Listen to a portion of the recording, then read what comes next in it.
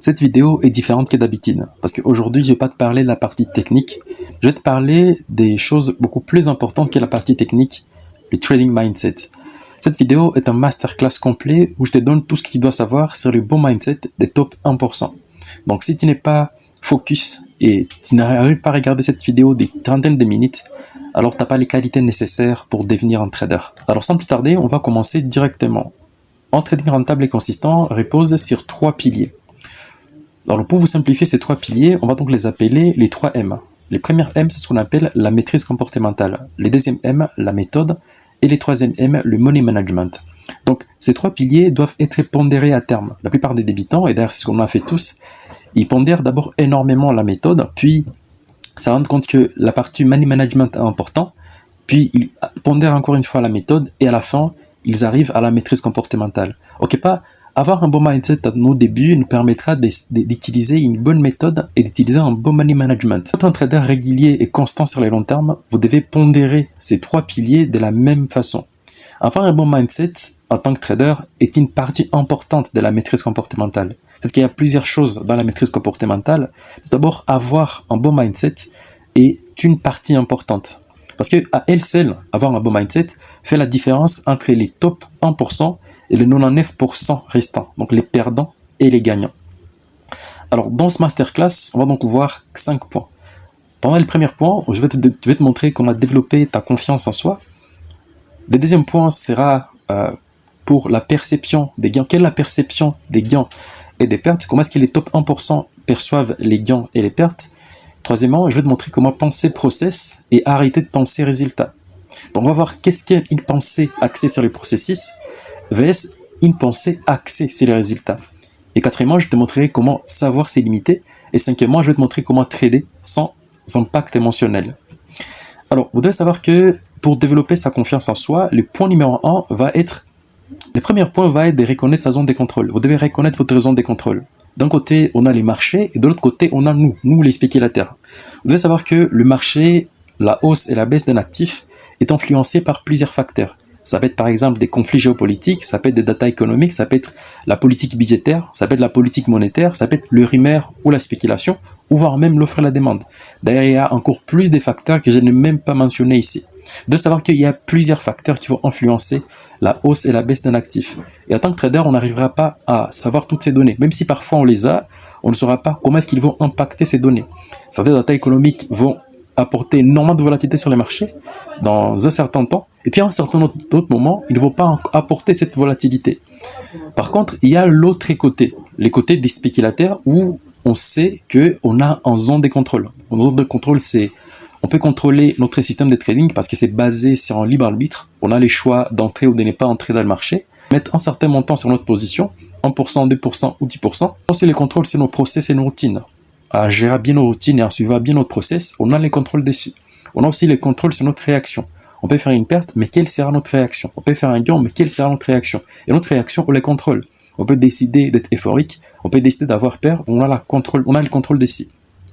Ça ne sert à rien d'essayer de comprendre les marchés ou d'essayer de contrôler le marché parce que c'est une chose qui est difficile. Des millions, voire des milliards de facteurs influencent la hausse et la baisse d'un actif. Ce qu'on contrôle, c'est notre système de trading, nos règles d'entrée, nos règles de sortie, nos règles de gestion, notre risque par position. On contrôle aussi combien on peut risquer sur une position. Si elle est perdante ou gagnante, on ne sait pas. Des milliards, des millions, voire des milliards de facteurs influenceront les marchés à la hausse ou à la baisse. Mais ce qu'on contrôle, c'est notre risque par position. On contrôle aussi notre process. On contrôle aussi nos routines. On contrôle aussi nos réactions face au marché. Quand on gagne, on peut décider nous-mêmes d'être euphorique ou pas. Quand on perd, on peut décider d'avoir peur ou pas. Alors, pour développer sa confiance en soi, le deuxième point va être d'avoir un système de trading mécanique backtesté et testé, donc un système qui a un edge. Ce qu'on appelle un edge en trading, c'est ce qu'on appelle un avantage, donc un avantage sur le marché. Avoir un avantage, c'est gagner sur le long terme. Un avantage te permet de gagner sur le long terme. Alors pour trouver cet avantage, ce que vous devez faire, c'est d'analyser, de backtester votre système sur au minimum 200 trades. Si vous utilisez un système est composé par un système d'analyse et un trade setup. Alors, avec votre système d'analyse et votre trade setup, si vous la backtestez sur 200 trades, qu'est-ce que ça vous donne? Je vous ai mis un exemple ici pour vous montrer, pour que vous puissiez très bien comprendre. Ici, on a ici on a un échantillon ici on a un échantillon de 26 trades. Sur 26 trades, c'est ce top que vous regardez ici, c'est ce top de trading. Elle a fonctionné à 69% du temps.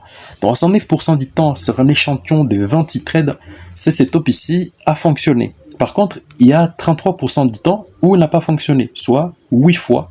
Il y a 8 fois où il n'a pas fonctionné et 18 fois où il a fonctionné. Mais par contre, je ne vous dis pas que bon, ça c'est juste une petite échantillon, mais le plus important quand on crée un système de trading, c'est la backtester sur au minimum 200 trades. Et ce que vous devez faire, si vous n'avez pas encore un système de trading, backtestez-la sur 200 trades. Et encore une fois, si vous tradez en système, vous avez une façon de trader, vous pouvez d'entrée, vous pouvez de sortie, ça peut être des setups que vous aimez, par exemple le casseur des moyennes mobiles ou un order block, un fair value gap ou une cassure dans le niveau clé ou voire même utiliser Ishimoku ou utiliser mon système.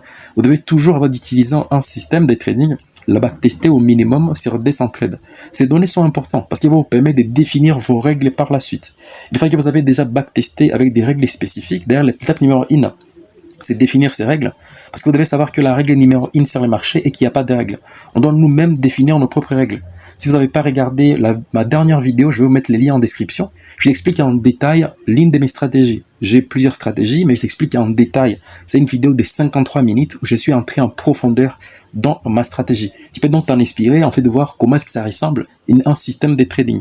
Je te mettrai les liens en description, ce sera les premiers liens en description. Ça te mènera vers la vidéo la plus importante côté technique que j'ai jamais fait sur cette chaîne YouTube. Une fois que vous avez vos règles de trading, respectez ces règles sur le backtest. En backtest, comment est-ce que ça va... Bon, quelle est la probabilité que votre système... Donc, quelle est la probabilité que vous donne votre système? Ces données sont importantes parce qu'elles vont vous permettre de regarder les statistiques. Les stats, vos stats passées vont être très importantes. Vous allez donc avoir les fameux taux de réussite, donc je vais revenir par la suite. Une fois que vous avez vos stats, vous devez savoir que la plupart des personnes, s'ils disent qu'ils ont des problèmes de psychologie, c'est parce qu'ils n'ont pas de bons stats. Est-ce que votre trading est appuyé sur des bons stats? S'il n'est pas appuyé sur des bons stats que vous maîtrisez, alors c'est normal que vous puissiez avoir des problèmes de psychologie. C'est normal qu'un trade perdant puisse vous impacter. C'est normal qu'un trade gagnant puisse vous rendre très euphorique. L'autre point, c'est les trading tiennent à faire des probabilités. Vous devez comprendre que les trading tiennent à faire des probabilités. D'ailleurs, la plupart des personnes en ligne vous disent que le trading is a probability game. La plupart des personnes vous disent, mais personne ne vous a jamais enseigné comment estimer la probabilité d'un trade. Pour comprendre les probabilités et réussir ces jeux de trading, vous devez savoir comment calculer les probabilités. Si on se base sur les mathématiques, les probabilités que notre ETP soit touché ici, en tout cas avec cet exemple ici, elles sont faibles. Pourquoi? Parce que notre ETP, elle est 4 fois, donc la taille de notre ETP, la taille ici, elle est 4 fois plus que la taille du stop. Donc si on se base sur les probabilités mathématiques, vu qu'il y a donc cette taille ici, cette distance ici est 4 fois plus que cette taille ici, le marché a 25% de chance d'aller là-bas et 75% de chance d'aller ici. Ça, ce sont les probabilités mathématiques. Mais par contre, en trading, c'est pas comme ça que ça marche. Vous devez savoir que les probabilités, on les calcule sur les datas passées. Le trading n'est pas uniquement... Donc, les marchés ne montent et baissent, les marchés ne montent pas et ne baissent pas à cause des mathématiques, ou je ne sais pas à cause de quoi. Les marchés montent et baissent à cause de la psychologie de foule, la psychologie humaine, le pattern répétitif. Au fait, ces trades que je vous ai montré avant a 60% des chances de toucher le TP et 40% de chances de toucher les stop loss. Il faut toujours estimer ces probabilités, estimer la probabilité d'un trade. Et comment est-ce qu'on le fait? Avec les backtesting. Sur un échantillon de plus de 200 trades, les TP est touché 6 fois sur 10. 6 fois sur 10, avec ces genres de configurations, avec tous ces éléments qu'on voit là, avec le pattern qui se dessine, les fameux KPB, les trades, on gagne, donc les TP est touché 6 fois sur 10. Donc la probabilité de gagner ces trades, elle est de 60%. Alors, on recontextualise les tout. Avec les datas du backtest, sur un échantillon de 200 trades, ces trades a 60% de chance de toucher le TP et 40% de chance de toucher les stop loss. Ça n'a rien à voir avec les mathématiques. Si votre stop loss peut être loin et être touché, et votre stop loss peut être court mais n'est pas être touché, ça n'a pas de rapport. Ce que vous devez faire est que vous devez estimer les probabilités d'un trade avec des connaissances. Le trading, c'est la balance entre la connaissance des côtés et la chance de l'autre côté. Que le marché monte, si on se base sur la chance et les mathématiques, on peut avoir 25% de chance que le marché tape notre TP et 75% de chance que le marché tape notre stop loss. Là, c'est des mathématiques, de la chance en quelque sorte, des probabilités mathématiques. Mais par contre, on peut faire à ce que avec les datas du backtest, on sait que le marché touchera notre TP à 60% du temps. Parce que sur 200 trades analysés dans le passé, le marché touche, donc notre TP est touché à 6 fois sur 10. Voilà, il faut toujours estimer la probabilité de chaque trade. Est-ce qu'aujourd'hui, vous estimez la probabilité de votre trade? Oui, je sais. Quand je regarde un trade qui est encore là, qui ne s'est pas encore développé, je ne sais pas si ce trade va être gagnant ou perdant. Je sais que ça a juste 60% de chance de gagner, donc j'ai 60% de chance de gagner et 40% de chance de perdre. Pour que vous puissiez comprendre ceci et comprendre cette notion de probabilité, imaginez une personne qui vient vers vous avec une pièce. Il vous dit, tiens, on va jouer un jeu de pile ou face. Pile, tu gagnes 300 $, face, tu perds juste 100 $. Normalement, vous savez que les probabilités sont des 50-50 parce que la pièce, elle a 50% de chance de tomber sur pile et 50% de chance de tomber sur face. Bon, elle peut tomber rarement sur la tranche, ça n'existait pas. Donc 50% de chance de tomber sur pile et 50% de chance de tomber sur face. C'est géant intéressant parce que si sur une lancée, vous allez peut-être perdre, sur le deuxième lancé, vous allez peut-être perdre, mais sur le troisième lancé, vous allez gagner et compenser les pertes précédentes. Vous commencez à vous rendre compte que avec un trade qui a ce genre de probabilités, je sais que sur un trade individuel, les probabilités, je ne les maîtrise pas. Mais sur une série de trades, je maîtrise les probabilités et je serai gagnant. Donc c'est toujours comme ça qu'il faut réfléchir. L'autre point, c'est reconnaître ses statistiques. Pour développer sa confiance en soi, vous devez reconnaître votre statistique. Vous devez connaître vos statistiques. La plupart des personnes n'ont pas confiance en eux parce qu'ils ne connaissent pas leurs statistiques. C'est cette raison qu'il y a un trade perdant leur impact, des trades perdant leur impact, 3 trades perdant leur impact. Vous devez donc backtester votre système au minimum sur 200 trades et avoir des statistiques au minimum sur 200 trades. Si vous utilisez aujourd'hui un système de trading qui n'est pas backtesté sur au minimum 200 trades, vous ne savez pas ce que vous faites. Vous vous basez sur la chance, vous ne vous basez pas sur les compétences. Les éléments que vous devez regarder, c'est que vous allez commencer par regarder quel est le taux de réussite de votre système. Et là, encore une fois, cherchez un système de trading ou développer un système de trading qui a un taux de réussite au minimum de 50%. Si elle n'a pas un taux de réussite de 50%, développer un autre système, ou voire même chercher d'autres connaissances en fait d'optimiser au maximum votre système. Mais attention, ne tombez pas dans les pièges de la suroptimisation parce que les Graals, ça n'existait pas. Ou voire même, utiliser un système qui existait déjà. En description, je vais te mettre un lien vers ma vidéo, c'est la vidéo la plus importante, où je t'explique toute ma stratégie, je t'explique l'une de mes stratégies, donc la stratégie de sortie d'ange, je te l'explique en détail, avec toutes les règles d'entrée et de sortie que j'ai déjà backtestées. Donc tu peux utiliser ma stratégie dans cette vidéo, les liens en description sous cette vidéo. Alors tu dois aussi regarder les nombres des trades perdants successives. Quels sont les nombres des trades perdants successifs de ton système? C'est par exemple ton système, dans les paramètres normaux de ton système, sur ces 200 trades, faire 3 trades d'affilée successives arrive souvent. Alors là, tu vas mettre ça dans tes datas. Tu vas enregistrer ça dans tes statistiques.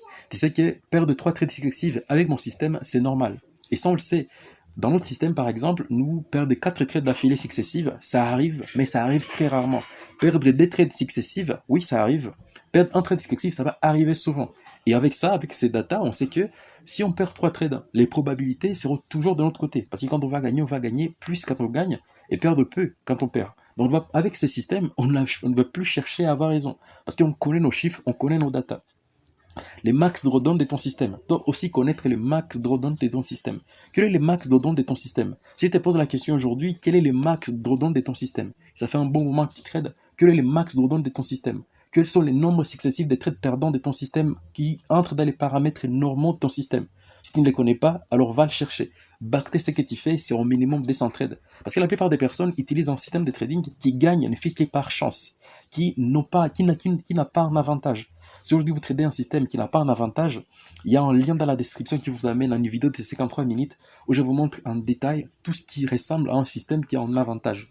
Encore une fois, les liens en description, ça sera la première vidéo, je vais le mettre en description, c'est plan des valeurs partagées. Une fois que tu as optimisé ton système au maximum, et ça attend au moins 50% taux de réussite sur 200 trades, tu vas maintenant fixer des règles. Une fois l'optimisation terminée, tu vas maintenant te fixer des règles.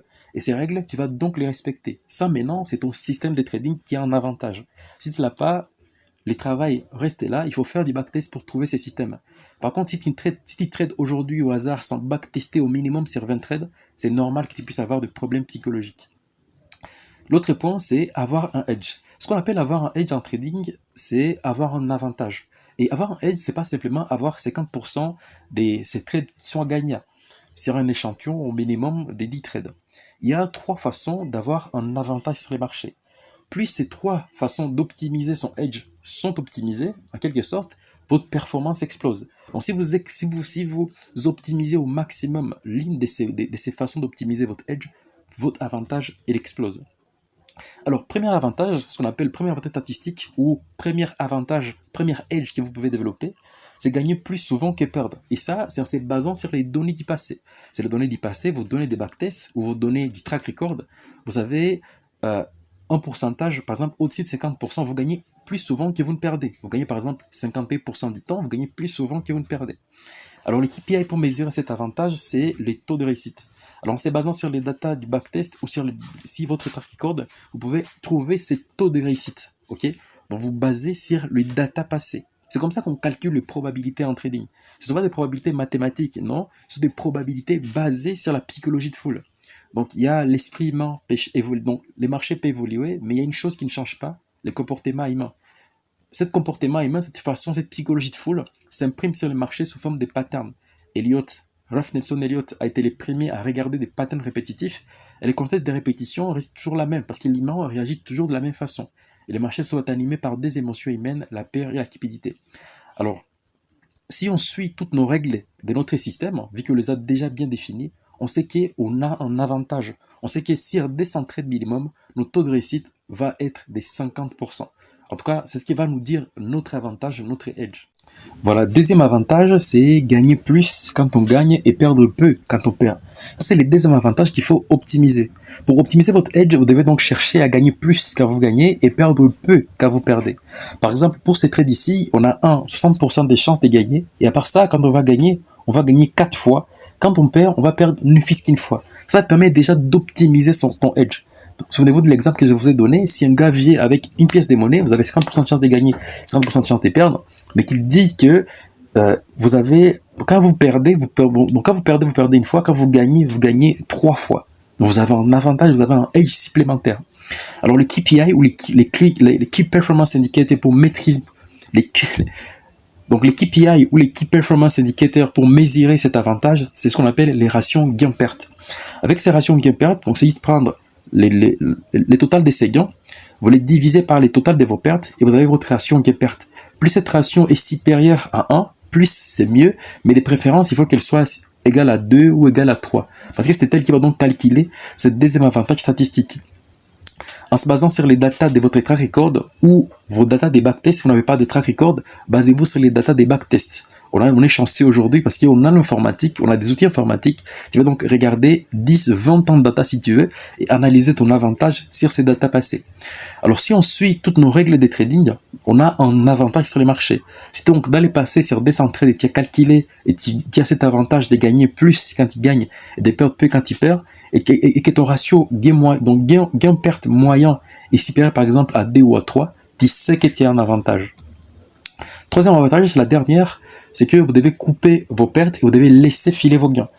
Le fait de couper ces pertes et de laisser filer ces gains augmente encore fortement notre avantage. Et ça, on peut l'exploiter en trading. Les KPI pour exploiter cet avantage, c'est ce qu'on appelle le facteur des profits.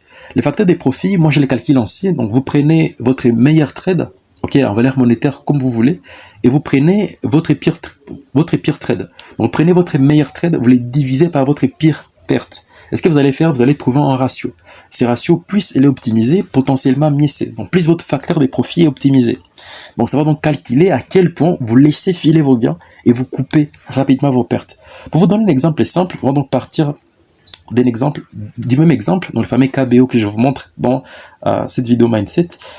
Vous avez ici, ça c'était les niveaux où on a mis notre stop loss. Puis le marché a évolué, on a déplacé notre stop loss ici, en dessous du chiffre rond dans 12. Donc cela veut dire qu'on a coupé notre perte. Quand je dis couper vos pertes, c'est pas faire des clôtures partielles, ça n'a aucun sens. Ce que vous allez faire, c'est que vous allez enlever l'argent sur la table avec un cadrage dynamique. Donc cet avantage est exploité par un cadrage dynamique.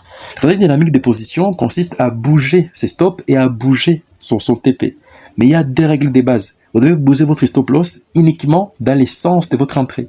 Donc, bougez votre stop loss vers votre entrée. Le stop loss est ici, on le bouge dans la direction de notre point d'entrée. Ok? Donc, c'est ça la première règle de base. Faire bouger son stop loss dans le sens inverse, c'est quelque chose qui font les débutants et c'est quelque chose qui est suicidaire, je le déconseille fortement. Par contre, les TP doivent être bougés vous devez bouger votre TP en l'éloignant de votre point d'entrée. Donc ces deux règles des bases vous permettront donc d'exploiter cette troisième avantage statistique qui est de couper ses pertes et de laisser filer ses gains. Donc chaque cadrage doit suivre notre système de trading. On ne fait pas un cadrage sur feeling, on le fait en suivant notre système de trading. Encore une fois, backtester sur minimum 200 trades. Si vous avez fait votre cadrage sur 10 trades, ça n'a pas de sens. 10 trades, on peut être chanceux. Mais sur 200 trades, la chance n'a plus sa place. Ce qui entre en jeu quand on parle des 200 trades, c'est la compétence. Et souvenez-vous toujours, il y a une balance entre la chance et la compétence.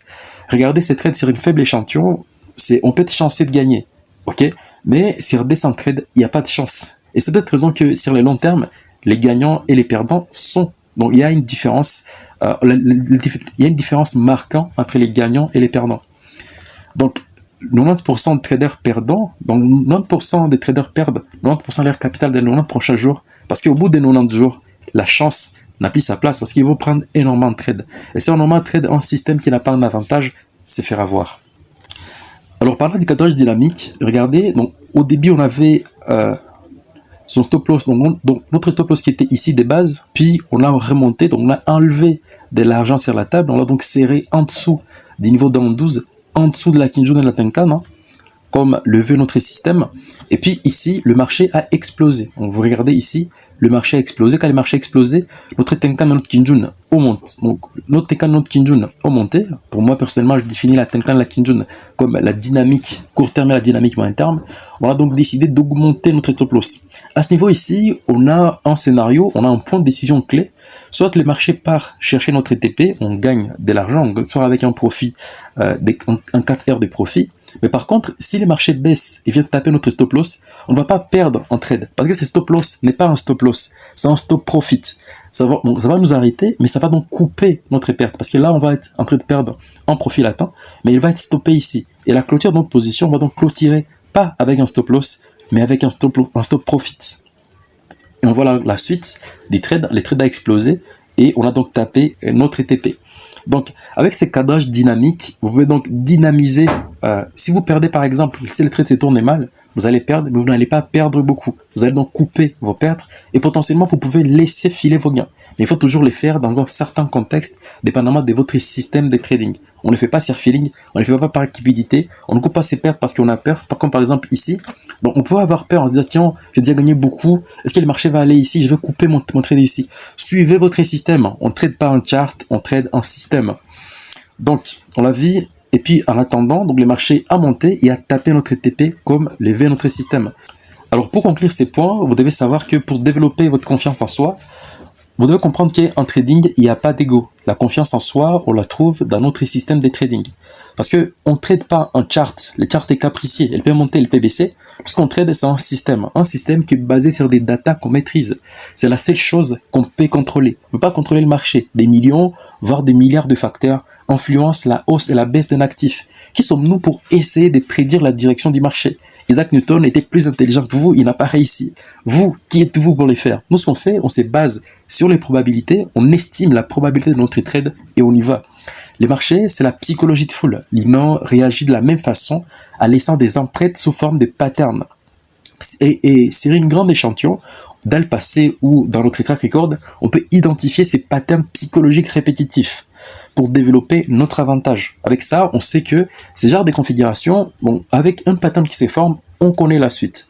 En tant que spéculateur, je ne cherche pas à avoir raison à 100% du temps. D'ailleurs, ça n'a aucun sens. Parce qu'il y a plusieurs façons de développer mon avantage. Mon avantage n'est pas uniquement dans mon taux de réussite. Je peux même avoir un taux de réussite de 50% et gagner beaucoup d'argent. Parce que je peux optimiser d'autres avantages statistiques tels que gagner plus quand je gagne, perdre plus quand je perds, voire même laisser filer mes gains et couper rapidement mes pertes. Mais en exécutant mon système de façon... donc j'ai un edge, en exécutant mon système de trading pour être rentable en exploitant donc mon edge sur le long terme. Donc, je ne cherche pas à avoir raison 100% du temps, mais je cherche donc à exécuter mon système. En trading, on ne trade pas en chart, on trade en système. Alors, avec ces 3 points clés, vous allez développer votre confiance en vous. Dans cette partie, on va voir donc la perception des gains et des pertes par les top 1%, différemment la perception des gains et des pertes par les 99% restants.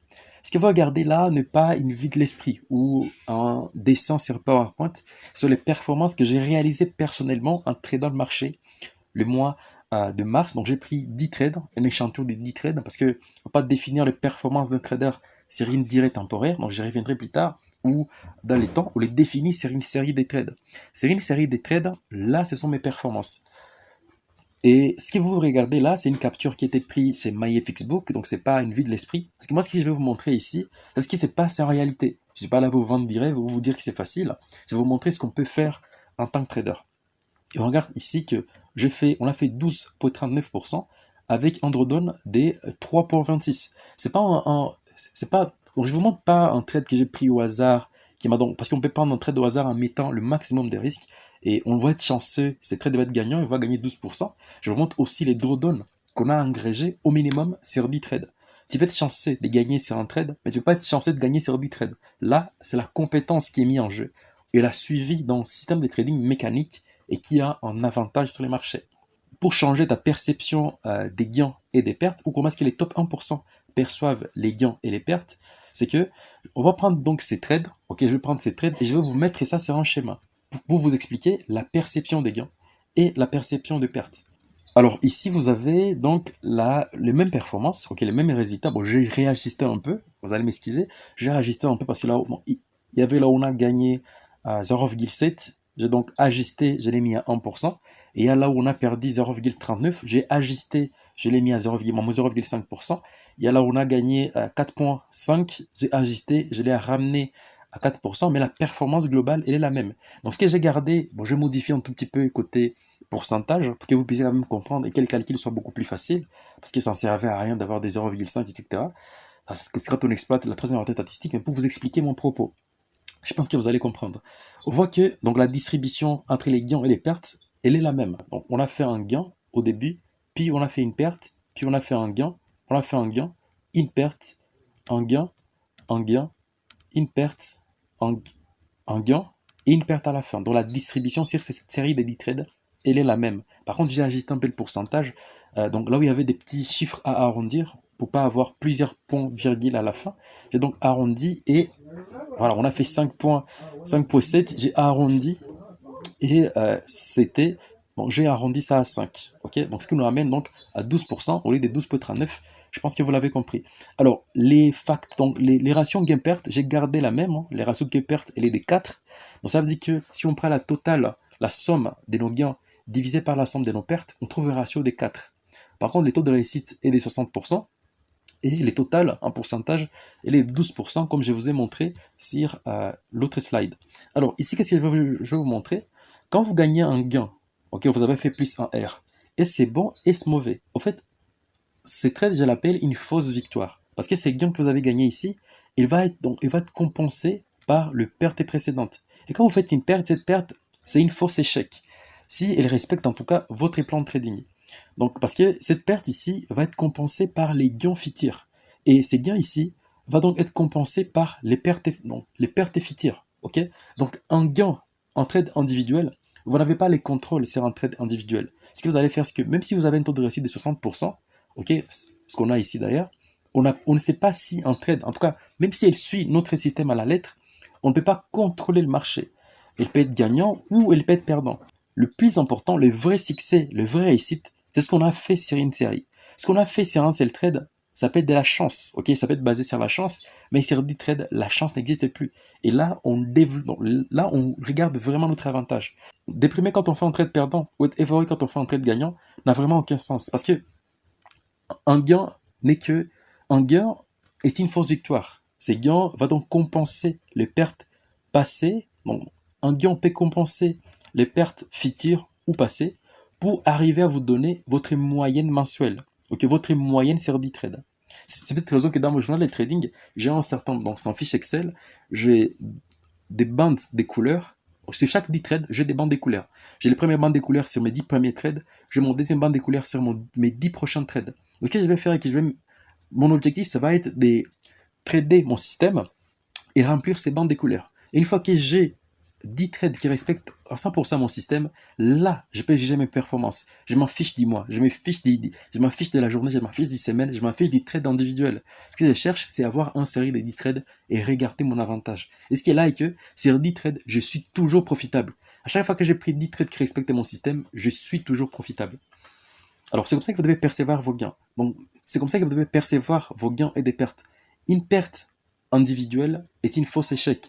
Un gain individuel est une fausse victoire. Parce que un gain va donc être compensé par les pertes. Donc, un gain peut compenser les pertes passées ou futures. Une perte sera compensée par les pertes passées ou futures. En tout cas, si vous respectez votre système, qui a un avantage, pour arriver à vous donner votre moyenne mensuelle ou annuelle.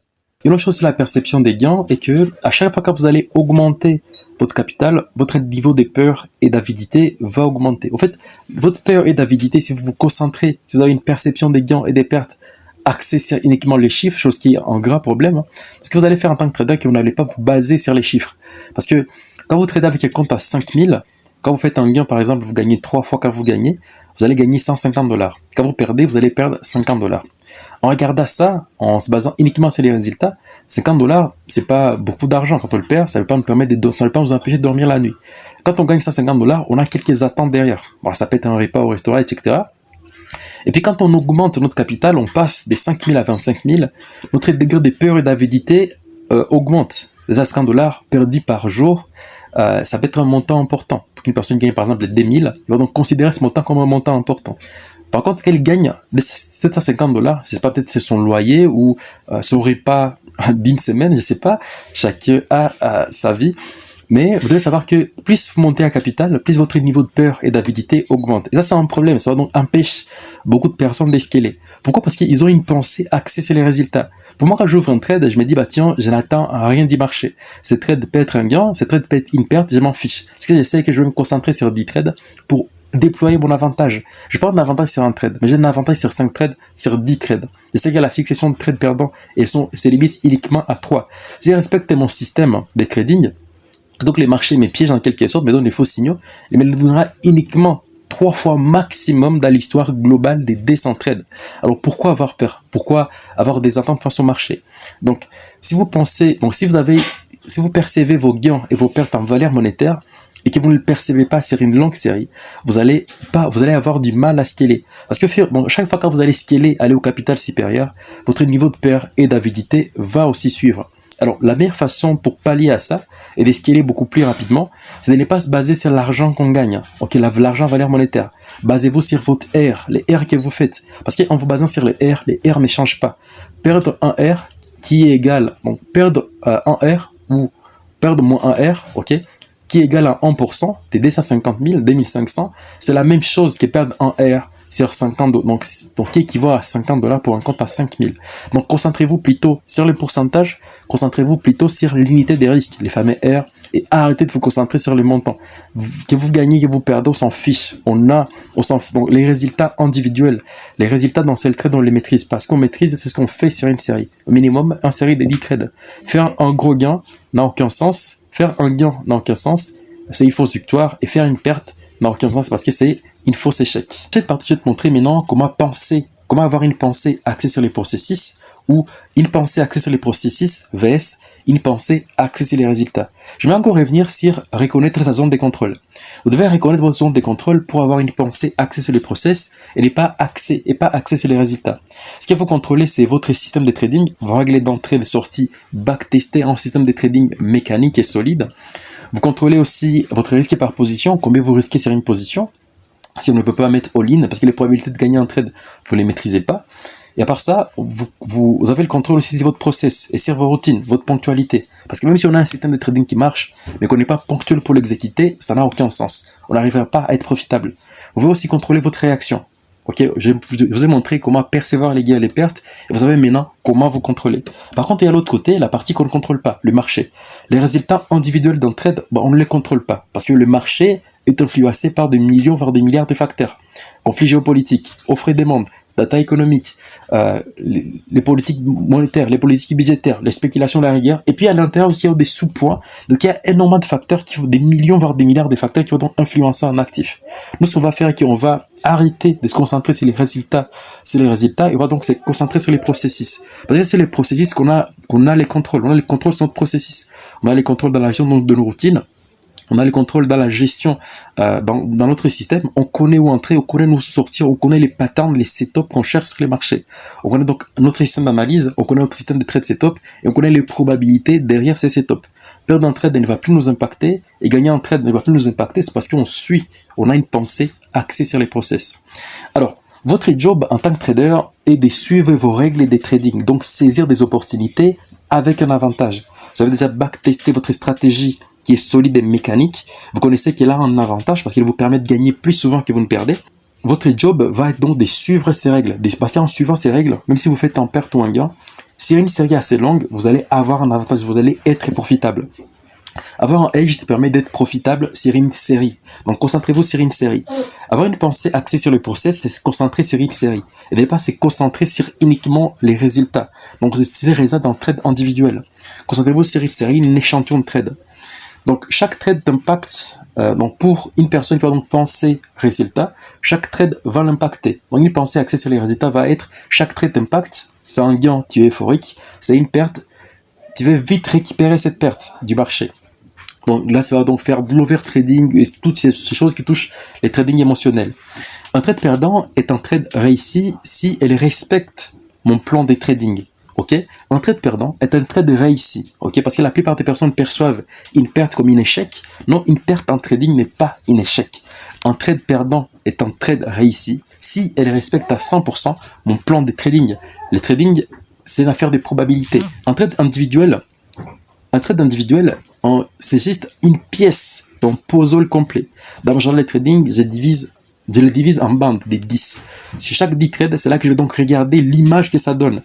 Perdre un trade ou gagner, ou faire un trade perdant ou faire un gain, n'est qu'une pièce pour constituer l'image complète, constituée par 10 pièces minimum. C'est là que je commence à voir l'image de ma rentabilité. De l'autre côté, si on a une pensée axée sur les résultats, chaque trade te fait mal à cause des attentes que tu y portes. Tu vas donc avoir plusieurs attentes pour ces trades. Tu ne perds pas. Bon. Et il y en a beaucoup plus d'attentes sur les résultats individuels d'un trade, les résultats qu'on ne maîtrise pas. Tu vas donc non simplement perdre ton trade, perdre en R, tu vas aussi perdre toutes tes attentes. Imagine une personne qui a plusieurs attentes, en se disant, bah, tiens, avec ces trades, je vais donc me payer mon loyer, je vais donc valider mon challenge, je vais donc montrer à la communauté que je suis un trader rentable, en ayant toutes ces attentes, et quand vous perdez un trade parce que vous êtes concentré uniquement sur les résultats, vous avez une pensée axée sur les résultats, ça va être un trade qui va être très douloureuse, parce que vous allez perdre non simplement le trade, mais toutes les attentes que vous avez derrière. C'est cette raison que vos trades, en vous concentrant sur un trade individuel, vous faut très mal. De l'autre côté, quand on a une pensée axée sur les process, c'est que on va donc se dire que je ne suis pas un beau trader parce que je gagne chaque trade. Je suis un beau trader parce que je suis mon process. On est bon en trading, notre job c'est de suivre notre process. Par contre, de l'autre côté, quand on a une pensée axée sur les résultats, si un trade est perdu, je suis nul. Si un trade est gagné, je suis le go du trading. Si vous perdez un trade, c'est pas être nul. S'il respecte à 100% vos règles de trading, c'est un trade réussi. Et si vous gagnez un trade, c'est pas que vous allez être un go du trading. Cela veut dire que voilà, ces gains, c'est une fausse victoire. Parce que ces gains vont donc compenser les pertes futures pour vous donner votre moyenne sur 10 trades, minimum en tout cas. Alors là, je vais vous montrer maintenant une dernière exemple pour vous montrer cette pensée axée sur le process versus une pensée axée sur les résultats. L'erreur que font la plupart des personnes et qui ont beaucoup plus d'attentes, parce que quand on a des attentes dans son trading, on fait n'importe quoi. Il faut casser toute attente.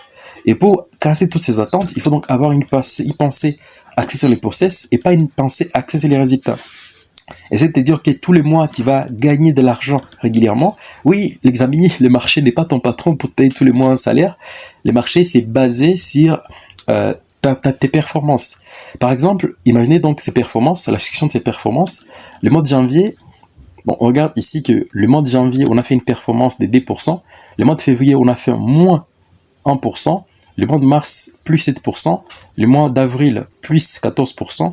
Le mois de mai, plus 1%. Le mois de juin, plus 4%, plus 7%, moins 2%, plus 17%, plus 4%, plus 2% et plus 1%. Donc la distribution ou les gains, l'ampleur des gains, des pertes que vous allez faire dans un mois, vous ne les contrôlez pas. Quand je commence à trader au début du mois, je ne sais pas si ces mois vont être le plus gros mois de ma vie. Je ne sais pas si ça va être le pire mois de ma vie. Mais ce que je sais, c'est que je vais suivre mon plan.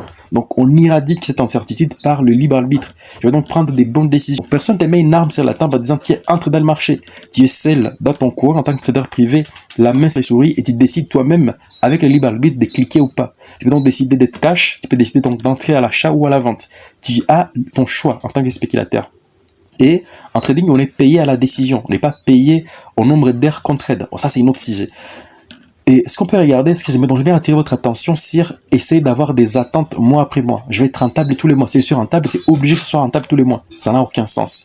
La distribution dans le monde réel, on n'est pas chez les bisounours, on n'est pas chez les vendeurs des rêves, les vendeurs des signaux. Moi, je ne propose pas la vente des signaux. Je vous montre la réalité. Parce que la réalité qu'on retrouve sur les terrains, la réalité pour réussir. Et d'ailleurs, on n'a même pas besoin de gagner à 100% de nos mois pour être profitable. Ce qu'on sait qu'en suivant notre process, c'est un échantillon de 10 trades, on va être profitable. Mais par contre, par exemple ici, le mois de février, on a fait moins 1 R. On ne peut pas se condamner ou se dire qu'on est nul parce qu'on a fait un mois négatif et un mois R, ou on n'est pas un trader bon parce qu'on a fait un mois négatif. Ça n'a vraiment aucun sens. Parce qu'on va donc se baser uniquement sur les résultats, on ne va pas se baser sur les process. Alors quand on découpe pour regarder ce qui s'est passé à l'intérieur de ces mois perdants, le mois de février qu'on a fait, on se rend compte que on a eu la première semaine, on a eu on a fait moins 1. La deuxième semaine, on a fait plus 3. La troisième semaine, on a fait moins 1. Et la quatrième semaine, on a fait moins 1. Là, c'est une répartition normale. Les probabilités de gagner un trade, on ne les maîtrise pas.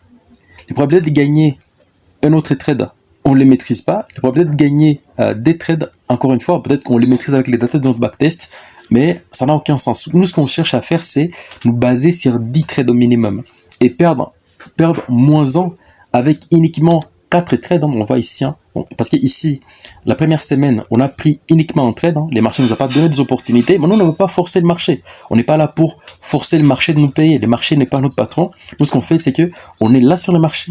S'il y a nos règles qui sont respectées à 100%, on entre dans le marché. On ne trade pas en chart, on trade notre système. Si notre système nous dit qu'il n'y a pas d'opportunité, on reste cash. C'est d'ailleurs l'avantage du trading, différemment de l'investissement.